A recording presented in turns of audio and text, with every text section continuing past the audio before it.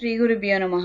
శ్రీ క్రోధినామ సంవత్సరం ఉత్తరాయణం పుష్యమాసం హేమంత ఋతువు బహుళపక్షం బుధవారం 29 జనవరి 2025 అమావాస్య సాయంత్రం 6 గంటల 6 నిమిషాల వరకు, ఉత్తరాషాఢ నక్షత్రం ఉదయం 8 గంటల 20 నిమిషాల వరకు, వర్జం మధ్యాహ్నం 12 గంటల 9 నిమిషాల నుండి 1 గంట 40 నిమిషాల వరకు, దుర్ముహూర్తం ఉదయం 8 గంటల 54 నిమిషాల నుండి 9 గంటల 58 నిమిషాల వరకు, మళ్ళీ మధ్యాహ్నం 12 గంటల 5 నిమిషాల నుండి 12 గంటల 50 నిమిషాల వరకు.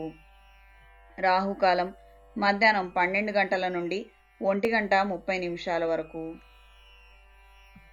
ద్వాదశ రాశుల వారు ఈరోజు చేసుకోదగిన పూజలు: సరస్వతీ దేవి శ్లోకం చదవండి, అరటినార ఒత్తులతో అష్టమూలికా తైలంతో దీపారాధన చెయ్యండి, గంగా జలంతో స్నానమాచరించండి. మేషరాశి: ఉద్యోగస్తులకు ఆకస్మిక బదిలీ ఉంటుంది, సోదరులను కలిసి ఆనందంగా గడుపుతారు. వృషభ రాశి: పనులలో జాప్యం జరిగినా చివరికి పూర్తి చేస్తారు, ఓర్పు నేర్పులతో ముందుకి సాగుతారు. మిథున రాశి: పోటీ పరీక్షల్లో విజయం సాధిస్తారు, కుటుంబంలో శుభకార్యాలు జరుగుతాయి. కర్కాటక రాశి: చర్చల్లో పురోగతి ఉంటుంది, వృత్తి వ్యాపారాలలో ఎదురైన ఒడిదుడుకులను కొంతవరకు తీరుతాయి. సింహరాశి: ఉద్యోగంలో స్వల్ప మార్పులు చోటు చేసుకుంటాయి, కళారంగంలోని వారికి విదేశీ పర్యటనలు.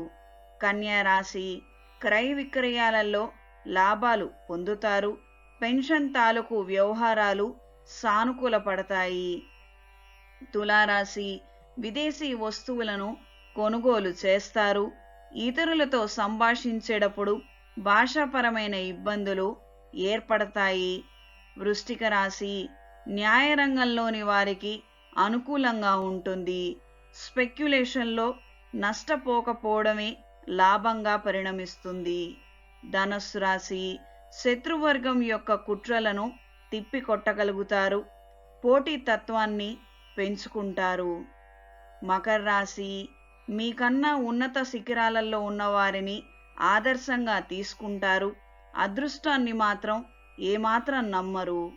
కుంభరాశి: ప్రయోజనాలను ఆశించి కొంతమందితో స్నేహ బంధుత్వాలను పెంచుకుంటారు.